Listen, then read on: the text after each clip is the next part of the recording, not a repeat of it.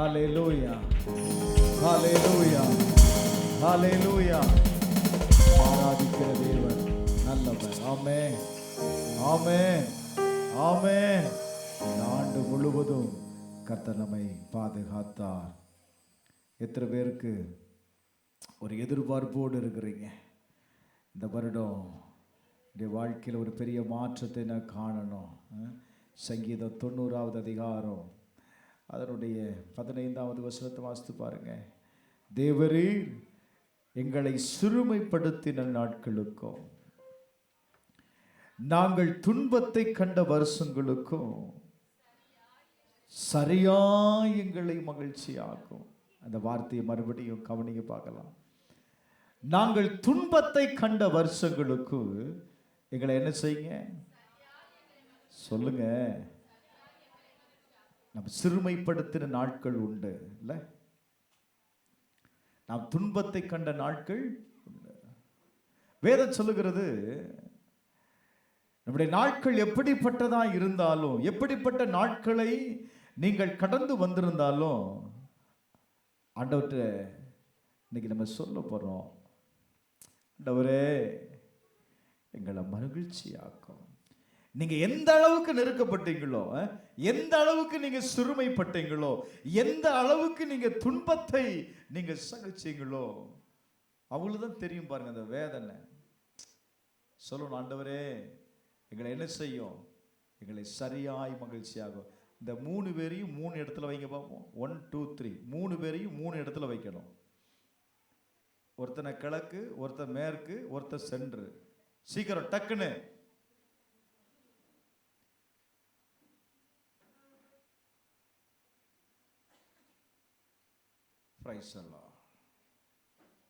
அங்க போ. Hello madam, அங்க லாஸ்ட் போ. அந்த லாஸ்ட். கூட்டம் முடியுது வரை எந்திரிச்சு வரக்கூடாது வெளியே. Praise the Lord. ஹல்லேலூயா, ஹல்லேலூயா.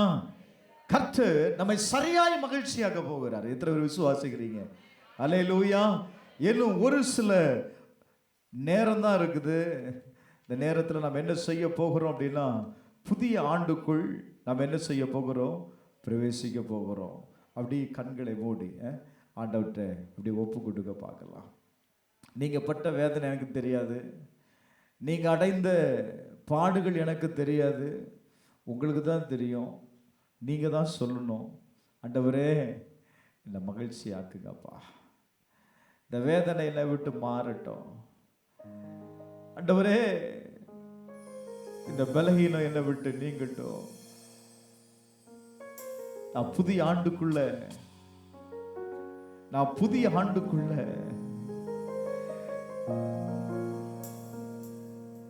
அந்த துன்பத்தை எடுத்துட்டு போகக்கூடாதுப்பா. நான் பட்ட சிறுமையின் நாட்களை நான் எடுத்துட்டு போகக்கூடாது. ஆண்டவரே என்ன மகிழ்ச்சியாக்குறீங்க. சொல்லுங்க பிரதர், சொல்லுங்க சிஸ்டர். நான் விசுவாசிக்கிறேன், கர்த்தர் சரியாய் உங்களை மகிழ்ச்சியாக்கி அனுப்ப போகிறார். கர்த்தர் சரியாய் உங்களை மகிழ்ச்சியாக்கி அனுப்ப போகிறார். அப்படியே சோமன் இருதயத்தின் ஆழத்திலிருந்து கண்ணீரோடு, ஆண்டவரே என்னை மகிழ்ச்சியாக்குப்பா. இன்னைக்கு நீ நினைக்கணும், வேதனையை நினைக்கணும், துன்பத்தை நினைக்கணும், நீ சிறுமைப்பட்ட நாட்களை நினைக்கணும். அறிக்கை பண்ணதுக்கு பிற்பாடு நினைக்க கூடாது. அது அப்படியே புது வருஷத்திற்குள்ள கேரி பண்ணிட்டு போக கூடாது. ஆண்டவரே சொல்லு, கேளுங்க, என் துன்பம் என்னை விட்டு நீங்கட்டும். ஏதோ ஒரு காரியம் என்னை அழுத்தி கொண்டு இருந்தது அல்லவா, அதை என்னை விட்டு எடுத்து போடுங்க ஆண்டவரேன்னு சொல்லுங்க. சொல்லுங்க பிரதர், சொல்லுங்க சிஸ்டர். நாங்கள் எங்கள் வாழ்நாளெல்லாம் களிகூர்ந்து மகிழும்படி ஆண்டவரே எங்களை மகிழ்ச்சியாக்குங்கப்பா. எங்களை மகிழ்ச்சியாக்குங்க, எங்களை மகிழ்ச்சியாக்குங்க, எங்களை மகிழ்ச்சியாக்குங்க ஆண்டவரே. உம்முடைய கரத்தில் எங்களை ஒப்பு கொடுக்கிறோம். இயேசுவின் நாமத்தில் ஜெபிக்கிறேன் நல்ல பிதாவே, ஆமென். ஹல்லேலூயா, ஹல்லேலூயா. சுருக்கமாய் தேவனுடைய வார்த்தைக்கு நேராக நாம் கடந்து போவோம். உபாகமம் 11வது அதிகாரம் 12வது வசனத்தை வாசிக்கலாம்.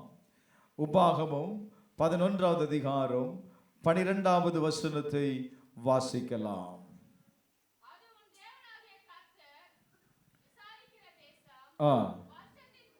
வருஷத்தின் துவக்கம் முதல் வருஷத்தின் முடிவு மட்டும் எப்பொழுதும் உன் தேவனாகிய கர்த்தரின் கண்கள் அதன் மேல் வைக்கப்பட்டிருக்கும். ராமேன் சொல்லுங்களேன்.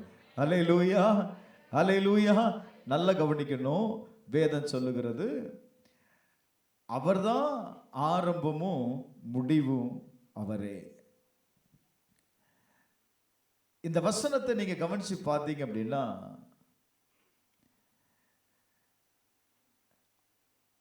வருஷத்தின் துவக்கம் முதல் வருஷத்தின் துவக்கம் முதல் வருஷத்தின் முடிவு மட்டும் கர்த்தருடைய கண்கள் என்ன செய்யப்பட்டிருக்கு அப்படின்னா அதன் மேல் வைக்கப்பட்டிருக்கும். அதுதான் ஒரு காரியத்திற்கு தொடக்கமும் முடிவும் ரொம்ப முக்கியம். அவரே அல்பாவும் ஒமேகாவுமாய் இருக்கிறார். சில நேரத்தில் துவக்கம் அற்பமா இருந்தாலும் அதனுடைய முடிவு எப்படி இருக்கும் அப்படின்னா சம்பூர்ணமாய் இருக்கும். பாருங்க, இப்ப நம்ம இந்த 2025வது ஆண்டை நம்ம தொடங்கினோம். தொடங்கின நாள் முதல் இன்றைக்கு நம்ம என்ன செய்ய போகிறோம் அப்படின்னா இன்னும் ஒரு 30 மினிட்ஸ்ல நம்ம முடிக்க போகிறோம். இந்த ஆண்டு என்ன செய்ய போகுது, நம்மை விட்டு கடந்து போக போகுது. இப்ப பாருங்க, தொடக்கத்திலிருந்து முடிவு வரையும் கர்த்தருடைய கண்கள் நம்ம மேல வைக்கப்பட்டிருக்கு. ஹல்லேலூயா, ஹல்லேலூயா, ஹல்லேலூயா. இப்ப புதிய ஆண்டுல மறுபடியும் என்ன செய்யப்படுகிறது அப்படின்னா இந்த 26வது ஆண்டு அது என்ன செய்யப்படுகிறது அப்படின்னா தொடங்கப்படுகிறது. அப்ப மறுபடியும் ஆண்டவர் என்ன செய்யறாரு, அவருடைய கண்களை நம் மேல வைக்கிறார். அப்போ நீங்க அந்த வார்த்தைகளை நீங்க தொடர்ந்து கவனிக்கும் போது இது எந்த காலத்துல எந்த சூழ்நிலையில சொல்லப்பட்டது அப்படின்னா இஸ்ரவேல் ஜனங்களை அவர்கள் சுதந்தரிக்க போகிற தேசத்திற்கு போகிற போது, அவங்க அந்த தேசத்தை சுதந்தரிக்க போகிற போது கர்த்தர் சொல்ற வார்த்தை, எப்பா அந்த தேசத்துல நீங்க போங்க, அந்த தேசத்துல குடியிருக்கும் பொழுது பிரைஸ் தி லார்ட், அது நல்ல தேசம், அந்த தேசத்துல துவக்கம் முதல் முடிவு வரைக்கும் கர்த்தர் உங்களோடு கூட இருப்பார். ஹல்லேலூயா.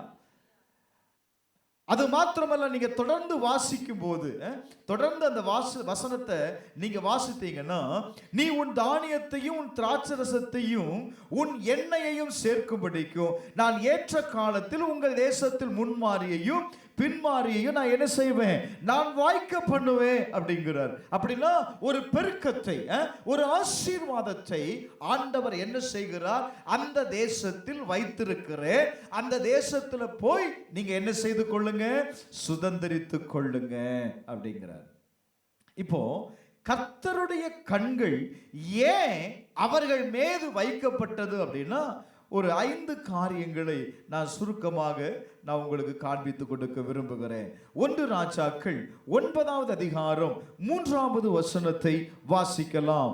1 ராஜாக்கள் 9வது அதிகாரம் 3வது வசனத்தை வாசிப்போம். எல்லா விண்ணப்பத்தையும் உன் வேண்டுதலையும் கேட்டேன், என் நாமம் என்றென்றைக்கும் விளங்கத்தக்கதாக அதை பரிசுத்தமாக்கினேன், என் கண்களும் என் இருதயமும் என்னாலும் அங்கே தங்கியிருக்கும். அல்லேலூயா, அல்லேலூயா. அவ வேதம் சொல்லுது பாருங்க, என் கண்களும் என் இருதயமும் எந்நாளும் அங்கே தங்கி இருக்கும். அப்போ கர்த்தருடைய கண்கள் ஏன் உங்க மீது வைக்கப்படுகிறது, உங்க மேல வைக்கப்படுகிறது அப்படின்னா உங்களுடைய ஜெபம் கேட்கப்படுவதற்கு, உங்களுடைய ஜெபம் கேட்கப்படுவதற்கு. நீங்கள் கூப்பிடும் பொழுது அவர் என்ன செய்கிறார் அப்படின்னா கேட்கிறார். நீங்க அந்த வசனத்தை நீங்க வாசித்தீங்கன்னா தெரியும். பாருங்களேன், அந்த மறுபடியும் அந்த வசனத்தை வாசிங்க. 9:3 திரும்பி வாசிங்க பாருங்க.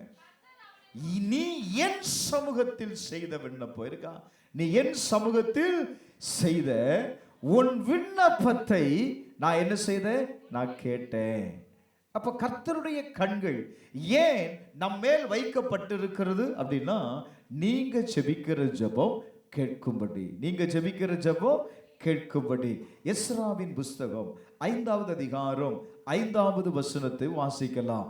எஸ்ராவின் புஸ்தகம் 5வது அதிகாரம் 5வது வசனம்.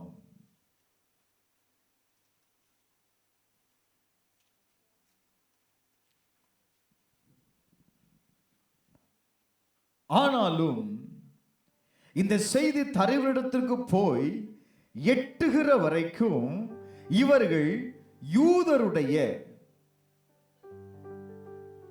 மூப்பரின் வேலையை தடுக்காதபடி அவர்களுடைய தேவனின் கண் அவர்கள் மேல் வைக்கப்பட்டிருந்தது. நல்ல கவனிங்க, தேவனுடைய ஆலயத்தை கட்டுகிறார்கள். தேவனுடைய ஆலயத்தை கட்டும் பொழுது அங்க இருக்கிறவர்கள் எல்லாரும் கடந்து வந்து என்ன செய்தாங்க தெரியுமா, அந்த வேலையை தடுத்தார்கள். யார் உங்களை கட்டுவதற்கு அதிகாரம் கொடுத்தது? பிரைஸ் அல்லாஹ்.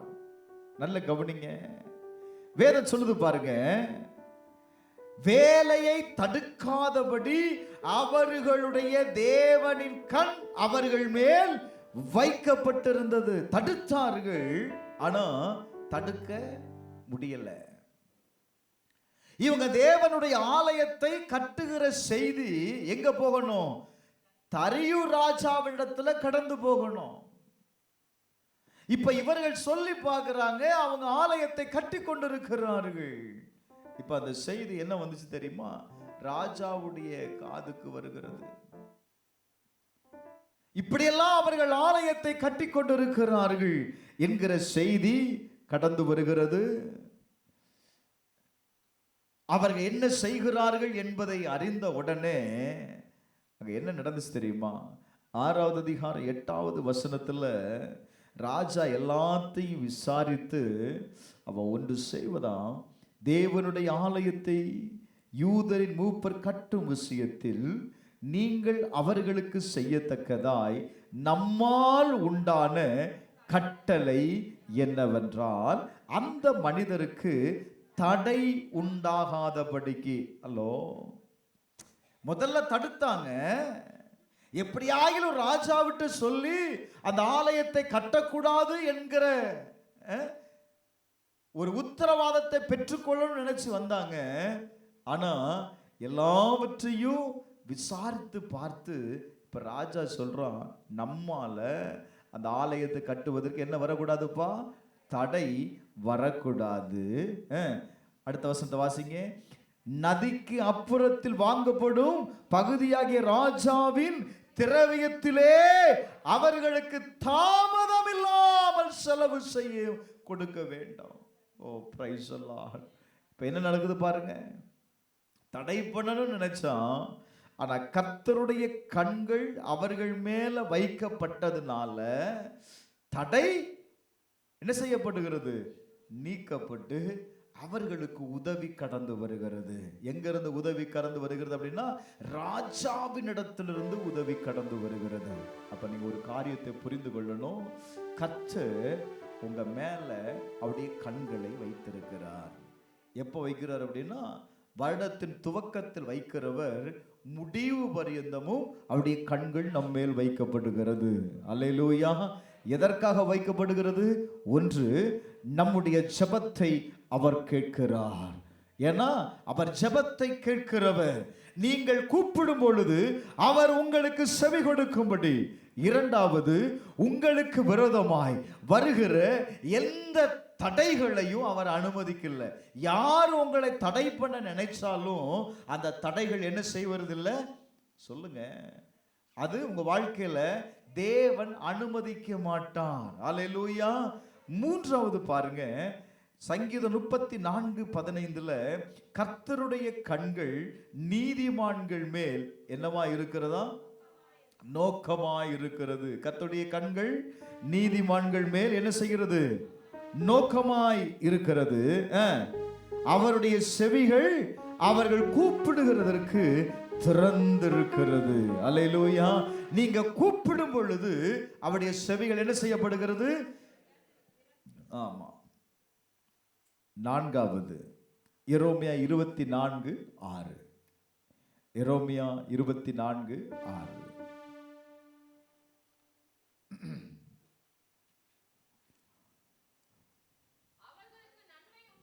அவர்களுக்கு நன்மை உண்டாக நான் என் கண்களை அவர்கள் மேல் வைத்து அவர்களை இந்த தேசத்திற்கு திரும்பி வர பண்ணி அவர்களை கட்டுவேன், அவர்களை இடிக்க மாட்டேன், அவர்களை நாட்டுவேன், அவர்களை பிடுங்க மாட்டேன். நல்ல கவனிங்க, அவர்களுக்கு நன்மை உண்டாகும்படி. அவர்களுக்கு நன்மை உண்டாகும்படி வேதம் சொல்லுகிறது, நான் என் கண்களை அவர்கள் மேல் வைத்திருக்கிறேன். அல்லேலூயா, அல்லேலூயா. முதலாவது சொன்னேன், நம்முடைய விண்ணப்பத்தை கேட்பதற்கு, நாம் கூப்பிடும் போது செவி கொடுப்பதற்கு அவருடைய கண்கள் நம்ம மேல் வைக்கப்பட்டிருக்கிறது. எங்க வேதம் சொல்லுகிறது, எல்லார் மேலையும் கர்த்தருடைய கண்கள் இருக்கு. ஆனா பாருங்க, அவருடைய கண்கள் நம்ம மேல் வைக்கும் போது பிரைஸ் எல்லாம் நம்முடைய ஜெபம் கேட்கப்படுகிறது. இரண்டாவது, ஆண்டவர் நமக்கு வரவேண்டிய நன்மையை, நாம் செய்ய வேண்டிய காரியத்தை செய்து முடிப்பதற்கு உதவி செய்கிறார். மூன்றாவது, அவர் நமக்கு செவி கொடுக்கும்படி நம்முடைய கண்கள் நம்ம நோக்கமாயிருக்கிறது. நான்காவது, அவர் நமக்கு நன்மையை செய்யும்படி அவருடைய கண்கள் நமக்கு நம்மீது நோக்கமாயிருக்கிறது. அப்போ கர்த்தர் நம்ம மேல நோக்கமாக தான் இருக்கிறாரு. இப்போ அந்த 13வது வசனத்தை வாசித்து பாருங்க. உபாகமம் 11:13 வாசிக்கலாம். உபாகமம் 11:13.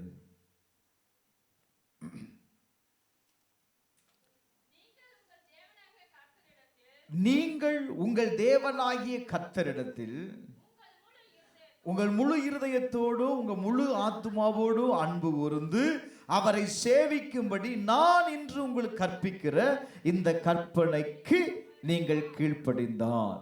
நல்ல கவனிங்க, தேசத்தை சுதந்தரிக்க போகிற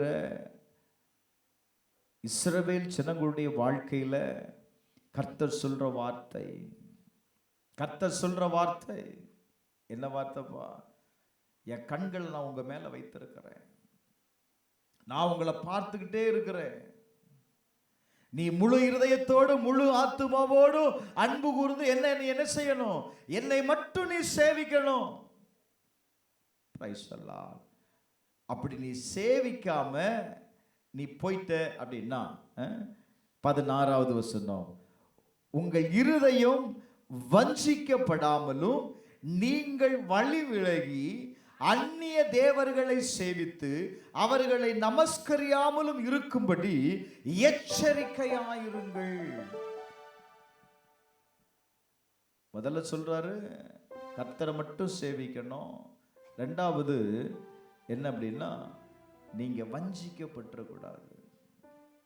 நீங்க என்ன செய்திடக்கூடாது? வஞ்சிக்கப்பட்டுறக்கூடாது. ஏன்?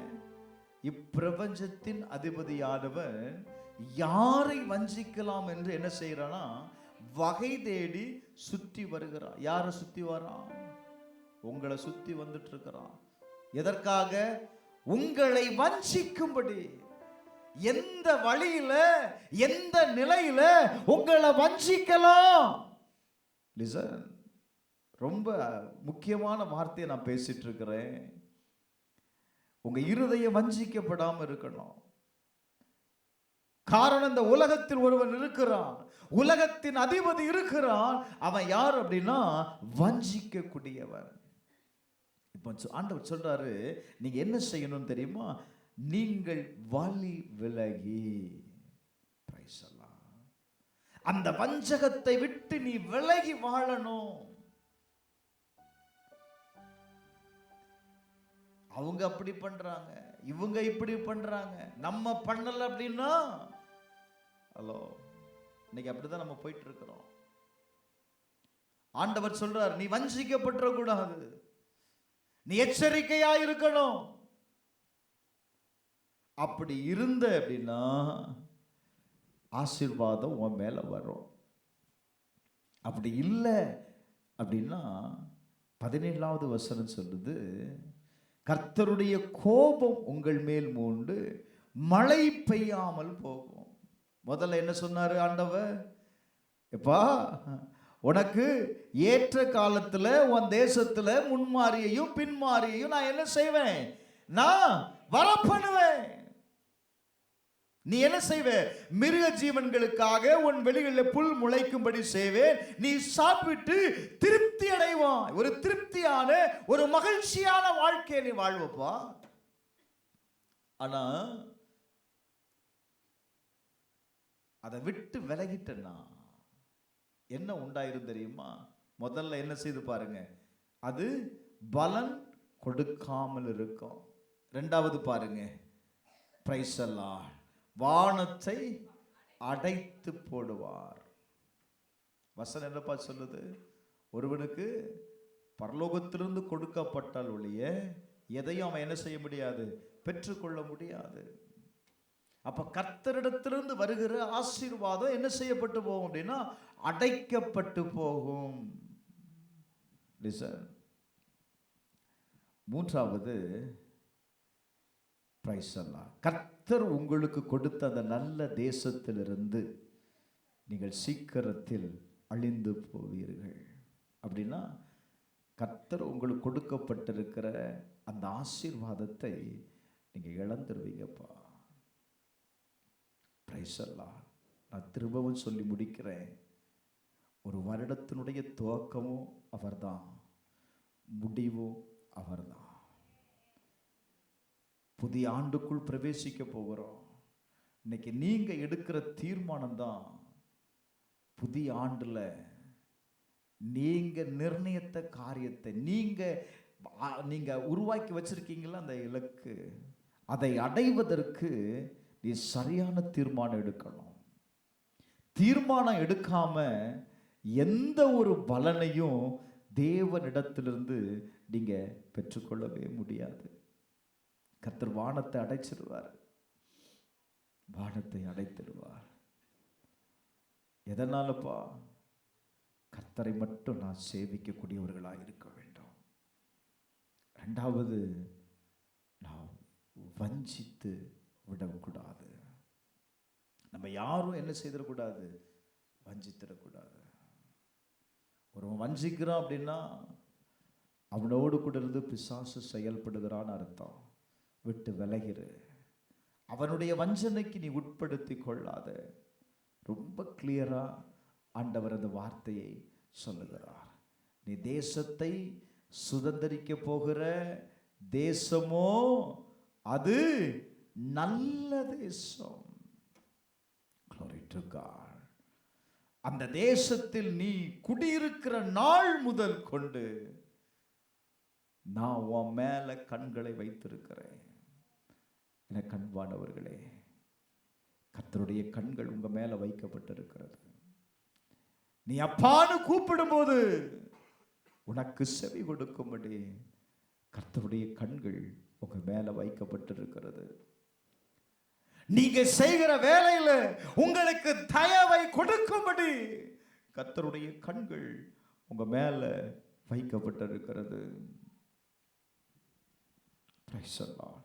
உனக்கு நன்மை உண்டாகும்படி கர்த்தருடைய கண்கள் உங்க மேல வைக்கப்பட்டிருக்கிறது. என்னை யாரும் பார்க்கல, கர்த்தர் எங்கேயோ இருக்கிறார் அப்படின்னு நினைக்காதீங்க. ஒரு வருடத்தின் தொடக்கம் முதல் முடிவு பரியந்தமும் கர்த்தருடைய கண்கள் உங்க மேல வைக்கப்பட்டிருக்கிறது. பிரைஸ் அல்லாஹ். ஏன் அப்படி தொடர்ந்து போயிட்டே இருக்கலாமா? இல்லை, எதுக்கு ஒரு வருடத்திற்கு ஒரு முடிவை கர்த்தர் வைத்தார்? யாராவது கேட்டாங்களா? 365 366 367 அப்படி போயிட்டே இருக்கலாம்ல. நம்முடைய வாழ்க்கையில ஒவ்வொரு பகுதியிலையும் ஒவ்வொரு கட்டத்தை கர்த்தர் வைத்திருக்கிறார். அப்படின்னா என்ன தெரியுமா? ஒவ்வொரு நிலைகளை கர்த்தர் வைத்திருக்கிறாரா. அந்த நிலைகளில் கர்த்தர் என்ன செய்கிறார் தெரியுமா? நம்முடைய வாழ்க்கையில் கடந்து வர வேண்டிய, நாம் தாண்ட வேண்டிய, நாம் செய்ய வேண்டிய காரியங்களை, அதனால தான் அந்த வசனம் சொல்லுது, அதின் காலத்தில் கர்த்தர் என்ன செய்தார் தெரியுமா? காரியங்களை அவர் நேர்த்தியாய் செய்கிறார். அல்லேலூயா. நீங்கள் நம்புறீங்களா? கர்த்தர் என்னுடைய கண்கள் என் மேலே இருக்கு. அல்லேலூயா. ஏன் தெரியுமா? கடைசியாக சொல்லி முடிக்கிற நேரம் போது பாருங்க. ஏன் தெரியுமா கர்த்தருடைய கண்கள் நம்ம மேலே வைக்கப்பட்டிருக்கிறது? அவர் இஷ்டத்திற்கு அவர் நியாயம் தீர்க்க மாட்டார். நம்ம என்ன செய்கிறோமோ, நாம் செய்கிற கிரியைகளுக்கு தக்கதான் கர்த்தர் என்ன செய்வார் தெரியுமா? நம்மை நியாயம் தீர்ப்பார். அல்லேலூயா, அல்லேலூயா. அப்போ அவர் என்ன செய்துட்டு இருக்கணும்? நீங்கள் தப்பவே முடியாது. நான் இந்த காரியத்தை நான் செய்யவே இல்லைன்னு சொல்லி நீங்கள் மறைச்சிடலாம். சின்ன பிள்ளைங்க அப்பாட்ட என்ன சொல்லுவாங்க? பிள்ளைங்க என்ன செய்வாங்க? நான் செய்யவே இல்லைன்னு மறைச்சிடுவாங்க. ஏன்னா பார்க்கல. ஆனால் கர்த்தர்ட்ட என்ன செய்ய முடியாதுப்பா? மறைக்க முடியாது. அவருடைய கண்கள் உங்கள் மேலே வைக்கப்பட்டிருக்கிறது. நான் இப்படி சொல்லி முடிக்கிறேன். அந்த வசனத்தை வாசித்து பாருமா. ஹல்லேலூயா. 19வது வசனம். நீங்கள் என் வார்த்தைகளை உங்கள் இருதயத்திலும், அந்த 18 19 வாசிக்கலாமே. ஆகையால் கொடுப்பேன் என்று அவர்களுக்கு ஆணையிட்ட தேசத்தில் உங்கள் நாட்களும், நல்ல கவனிங்க, உங்கள் நாட்களும் உங்க பிள்ளைகளின் நாட்களும் பூமியின் மேல் வானம் இருக்கும் நாட்களை போல அநேகமாயிருக்கும்படிக்கு நீங்கள் என் வார்த்தைகளை உங்கள் இருதயத்திலும் உங்கள் ஆத்துமாவிலும் பதித்து அவைகளை உங்கள் கைகளின் மேல் அடையாளமாக கட்டி உங்கள் கண்களின் நடுவே ஞாபக குறியாய் வைத்து அவைகளை உங்கள் பிள்ளைகளுக்கு உபதேசித்து நீங்கள் வீட்டில் உட்கார்ந்து இருக்கும் போதும், வழியிலே நடக்கிற போதும், படுத்து கொள்ளுகிற போதும், எழுந்திருக்க போதும் அவைகளை குறித்து பேசுவீர்களாக. அவைகளை பிரைஸ் அல்லாஹ். நல்ல கவனிங்க. வாசிச்சு 23 வாசிங்க. நீங்கள் உங்கள் தேவனாகிய கர்த்தரிடத்தில் அன்பு கூர்ந்து அவர் வழிகளெல்லாம் நடந்து அவரை பற்றி கொண்டு இருக்கும்படி நான் உங்களுக்கு செய்ய கற்பிக்கிற இந்த கற்பனைகள் எல்லாம் ஜாக்கிரதையாய் கை கொள்வீர்களே. ஆனால் கர்த்தர் உங்களுக்கு முன்பாக அந்த ஜாதிகள் எல்லாம் துரத்தி விடுவார். உங்களை பார்க்கிலும் ஜனம் பெருத்த பலத்த ஜாதிகளை நீங்கள் என்ன செய்வீங்க அப்படின்னா துரத்துவீர்கள். அல்லேலூயா, அல்லேலூயா. யாரை துரத்துவீர்கள் அப்படின்னா, உங்களை எவன் துரத்தணும்னு இருக்கிறாரோ அவனை நீங்கள் துரத்துருவீங்க. இப்போ நம்ம என்ன செய்யறோம்? அவன் துரத்த ஓடுறோம். ஏன்? பலன் இல்லை. ஆனால் நான் சொல்லுவேன், கர்த்தருடைய வார்த்தைக்கு நாம் செவி கொடுக்கும் போது, நாம் பிள்ளைகளுக்கு பேசுகிறது மாத்திரமல்ல, நம்ம என்ன செய்யணுமா, நம்முடைய நிலைக்கால்களையும் என்ன செய்யணும்? வீட்டில் எழுதி வை. என்னத்தை எழுதி வைக்கணும்? கர்த்தர் என்ன பார்த்துட்டு இருக்கிறார். இந்த வசனத்தை நீங்க எழுதி வச்சிட்டீங்கன்னு வைங்களேன், பிரைஸ் எல்லாம் கர்த்தருக்கு ஒரு பயம் வந்துடும். கடவுளுக்கு ஒரு பயம் வந்துடும். பாருங்க, கடவுளுக்கு என்ன வந்துடும்? ஒரு பயம் வந்துடும். என்ன பயம் வந்துடும்? கர்த்தர் என்னை பார்த்து கொண்டு இருக்கிறார். அப்போ இந்த புதிய ஆண்டுக்குள்ள நான் பிரவேசிக்க போகிறோம். இன்னைக்கு ஒரு தீர்மானம் எடுங்க. கர்த்தர் என்னை பார்த்து கொண்டிருக்கிறார். கர்த்தருடைய கண்கள் என் மேலே வைக்கப்பட்டிருக்கிறது. சரியா? மற்ற காரியங்களெல்லாம் விட்டுருங்க. நான் சொல்கிற வார்த்தை மட்டும் எடுங்க. கர்த்தருடைய கண்கள் என் மேலே வைக்கப்பட்டு, நான் கூப்பிடும்போது அவர் என் ஜெபத்தை கேட்பார். எனக்கு வேண்டிய தயவை அவர் செய்வார். எனக்கு வேண்டிய நன்மையை அவர் என்ன செய்வார்? அவர் எனக்கு தருவார். அவருடைய கண்கள் எனக்கு மேலே வைக்கப்பட்டிருக்கிறது. நான் விட்டு விலகிட்டேன்னா அவர் என்ன செய்வார் தெரியுமா? வாசலை அடைச்சிருவார். வாசலை என்ன செய்திருவாரு? அடைச்சிருவார். ரொம்ப கவனமா இருங்க. நான் புதிய ஆண்டுக்குள்ள நாம் பிரவேசிக்க போகிறோம். எல்லாரும் எழுந்து நிற்போம். எல்லாரும் எழுந்து நிற்போம். இன்னைக்கு ஒரு தீர்மானம். இன்னைக்கு ஒரு தீர்மானம்.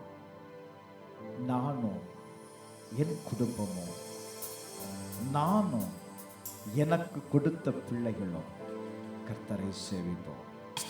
நீங்க யார வேணாலும் சேவிங்க, நீங்க யார வேணாலும் பின்பற்றுங்க, நான் கர்த்தரை மட்டும் சேவிப்பேன்னு எத்தனை பேர் வாக்கு கொடுக்கிறீங்க பிரதர்? பிரதர், நீங்க எடுக்கிற தீர்மானம் தான் உங்க இலக்கை அடைய வைக்கும் பிரதர்.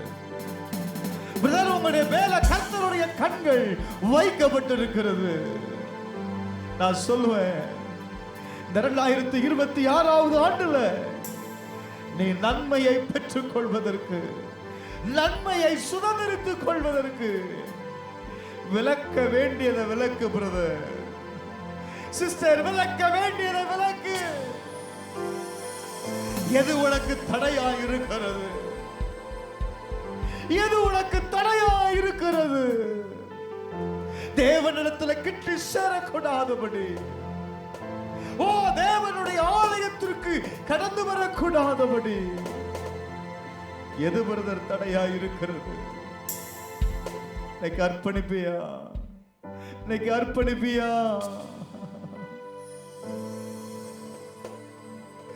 ஏப்பா வாசல் அடைக்கப்படுது? சில நேரத்தில் எதிர்பார்த்து இருக்கும் பொழுது அந்த வாசல் ஏன் அடைக்கப்பட்டிருக்கிறது புரியல, அது தெரியல.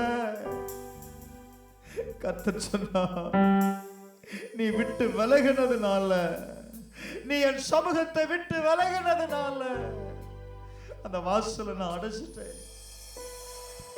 இன்னைக்கு ஆண்டவர்கிட்ட ஒப்பு கொடு. எந்த சூழ்நிலையிலும் உம்மை விட்டு விலக மாட்டப்பா. எந்த சூழ்நிலையிலையும் உம்முடைய சமூகத்தை விட்டு நான் விலக மாட்டப்பா. சொல்லுங்க, சொல்லுங்க பிரதர். நான் பார்க்கிற நிறைய பேருடைய வாழ்க்கையில வானம் அடைக்கப்பட்டு இருக்கிறது. கர்த்தர் இன்னைக்கு அந்த வானத்தை திறக்க போகிறார். அந்த நல்ல பொக்கிஷ சாலையாகிய வானத்தை ஆண்டவர் திறக்க போகிறார். திறக்க போகிறார். உங்களுக்காக வானம் திறக்கப்பட போகிறது. ரிபாலா துராபா ஷாதாராபாலா ரிகாதாராபாலா தாராபாலா ரேசேகே. அடைக்கப்பட்ட வாசல்கள் இந்த 2026வது ஆண்டுல கர்த்தர் சொன்னா, நான் திறப்பேன். சுவாசிக்கிறீங்களா? நீ சொன்னா ரேகாலா துரேபேலே. சொல்லுங்க பிரதர், சொல்லுங்க பிரதர்.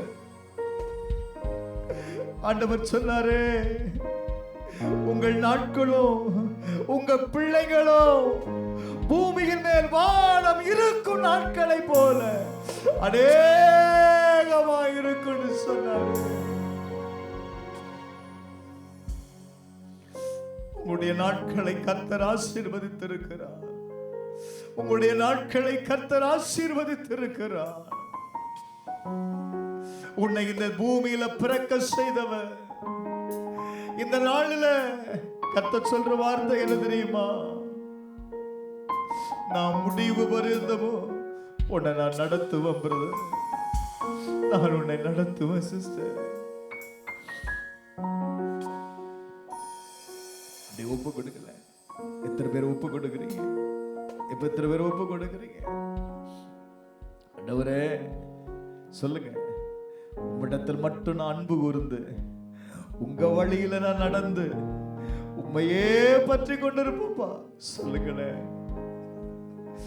அவர் அதான சொன்னாரு, உன் தேவனாகிய கர்த்தரிடத்தில் அன்பு கூர்ந்து அவர் வழிகளில் நடந்து அவரையே பற்றி கொண்டிரு. இன்னைக்கு எத்தனை பேர் சொல்றீங்க? எத்தனை பேர் சொல்றீங்க?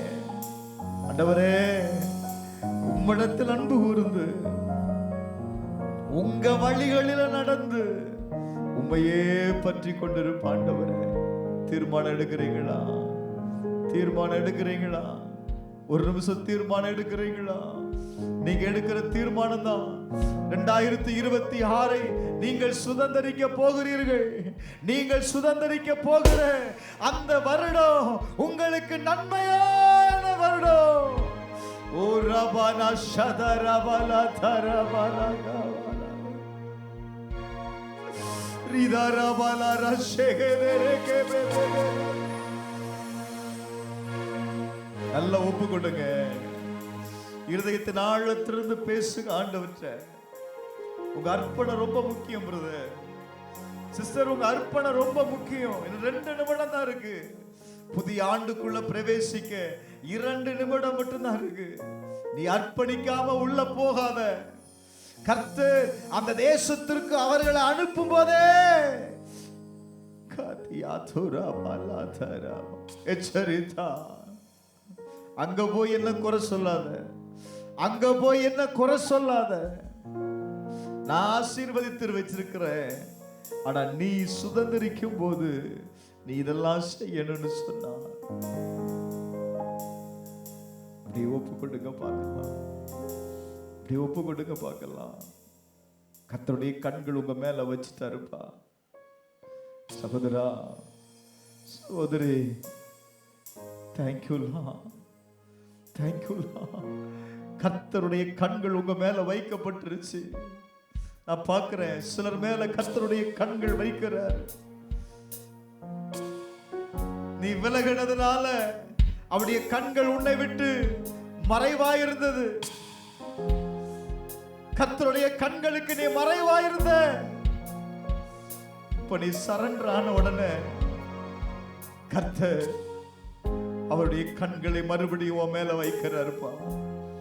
கர்த்தருடைய கண்கள் மறுபடியும் உன் மீது வைக்கப்படுகிறது. சீக்கிரம் சீக்கிரம் துரிதமாய் ஒப்பு கொடு. கடைசி நிமிடத்துல வந்திருக்கிறோம். கடைசி நிமிடத்துல வந்திருக்கிறோம். கடைசி நிமிடத்துல வந்திருக்கிறோம். கடைசி நிமிடத்துல சரண்டர் ஆயிரு. சரண்டர் ஆயிரு. சரண்டர் ஆயிருப்பா. வாழ உனக்காய் திறக்கும். இன்னைக்கு வாழ உனக்காய் திறக்கும். வாழ உனக்காய் திறக்கும் பிரதர். நீ எனக்கு என்ன தருவே? நீ எனக்கு என்ன தருவே? வானம் திறந்த பொழுது அவன் நட்சத்திரத்தை கண்டான். கர்த்தர் சொல்றாரு, இந்த நட்சத்திரத்தை போல உன்னுடைய சந்ததி இருக்குன்னு சொல்றாரு. இன்னைக்கு உன்னுடைய கண்களை கர்த்தர் திறக்கும் பொழுது நீ வானத்தில் காண்கிறது எதுவோ, உன்னுடைய கண்களுக்கு முன்பாக நீ காண்கிறது எதுவோ அதை கர்த்தர் உனக்கு 2026 ஆண்டுல தரப்போகிறார். தரப்போகிறார். நீ பார்க்கிறத தரப்போகிறார். நான் சொல்றேன், தீர்க்க தரிசனமா சொல்றேன். உங்க கண்